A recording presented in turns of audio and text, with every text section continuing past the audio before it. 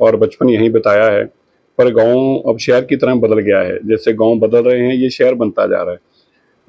हमारे समय में तो ये कल्चर ही नहीं था कि कोई सफाई कर्मचारी हो सकता है, कोई कूड़ा उठाने का ऐसा सिस्टम ही नहीं था। सरकार कहती थी भैया तुम्हारा कूड़ा है, तुम जानो कहाँ डालना, सिर में डालना सिर में डालो, घर में डालना घर में डालो। पर हमें आज अब देखा कि सरपंच साहब से मिले, हमें बड़ी खुशी हुई है कि जैसे एक मॉडर्न सिटीज़ के अंदर इंफ्रास्ट्रक्चर होता है क्लीनिंग के लिए और जो कूड़ा करकट को उठाने के लिए जिस तरह से मोबाइल वैन चलती हैं, उसी तरह से इस गांव के अंदर भी कूड़ा उठाने के लिए अलग से वैन है, सफाई के लिए अलग से सिस्टम है। और तो और जैसे आपने कहा, ये दफ्तर जो है मुझे लगता है कि किसी डिप्टी कमिश्नर का दफ्तर होता है ऐसा।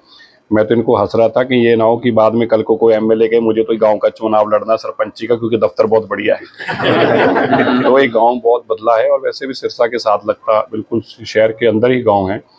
और अभी इन्होंने और बड़े अच्छे उपराले शुरू किए हैं। अभी हम भी कोशिश करेंगे, जो इनकी सोच है कि यहाँ पे सोलर लाइटनिंग हो और पीने का आरओ का सिस्टम हो, और जो भी लोग काम कर रहे हैं, हम भी जो इनके लिए कर पाएंगे हम इनका साथ देंगे। लेकिन मुझे बड़ी खुशी है कि एक मॉडल विलेज की तरह है। भारत के कुछ मॉडल विलेज हैं जिनमें से मुझे लगता है एक बाजे का भी होगा, और इसमें जो ऐसी कमी रहेगी होगी मॉडल विलेज के लिए, हम मिलकर सब ऐसी कोशिश करेंगे कि भारत का एक मॉडल विलेज के लोग इसको देखने आए। ऐसा कुछ हम इसमें करने की कोशिश करेंगे। खाली पढ़े की बात नहीं होती, पढ़ा तो होना एक बात है, लेकिन उसके बाद पैशन होना, उस काम को करने के लिए इच्छा शक्ति होनी, उस काम को करने के लिए साधन अपने घर से इस्तेमाल करना, और उस काम को करने के लिए लोग उनके पे विश्वास करके उनका साथ दें, ये बहुत इंपॉर्टेंट है। और मुझे लगता है कि गाँव वासियों ने जिस तरह से कंग साहब का साथ दिया है और इनकी इच्छा शक्ति के आगे सब लोगों को मानने को मजबूर हुए हैं कि हमें इनका साथ देना चाहिए। तो इसलिए ये एक मोदी जी की भी विजन था, और वैसे मुझे लगता है कि देश के हर प्रधानमंत्री का ये विजन होना चाहिए। गाँव जो है वो सबसे पहला पड़ाव है। अगर गांव सुंदर होगा तो देश ऑटोमेटिक सुंदर हो जाएगा, कुछ करना ही नहीं पड़ेगा। लेकिन शहरों से अगर सफाई करते नीचे आएंगे तो तब तक तो बूढ़े हो जाएंगे, अगर नीचे से ऊपर जाएंगे तो स्वस्थ अपने आप हो जाएंगे। तो जो भारत के प्रधानमंत्री का सपना है स्वच्छता का, उसका भी ये मॉडल है बाजे का गाँव। एक पोस्ट ग्रेजुएट है वैसे भी, तो एक खासतौर से बात रहती है कि जब अगर हम बात करते हैं कि पीछे बहुत बड़ा विवाद रहा सरपंचों का सरकार के साथ, क्योंकि राशि जो है उनकी सीमित कर दी गई थी, खर्च राशि।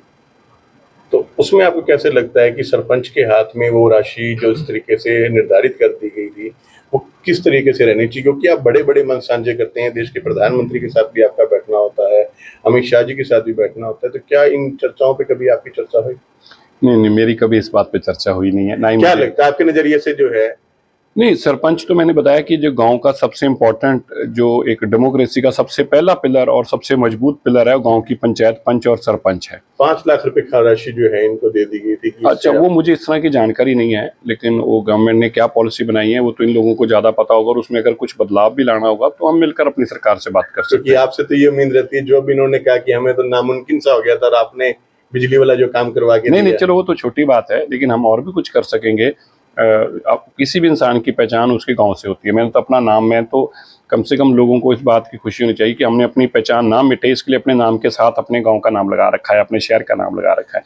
हम तो चुनाव भी लड़े तो लोगों ने कहा कि आप सिरसा नाम हटा दो, क्योंकि अगर सिरसा रहेगा तो लोग कन्फ्यूज हो जाएंगे, वोट नहीं डालेंगे। हमने कहा वोट डालें ना डालें, नाम तो सिरसा है तो सिरसा ही रहेगा। तो इसलिए हमने तो अपनी पहचान पर बड़ा गर्व है, और हमें उम्मीद है कि जो इन्होंने कहा भी मुझे जानकारी में नहीं है, लेकिन विषय को भी अगर जरूरत होगी तो सरकार के साथ जरूर उठाएंगे।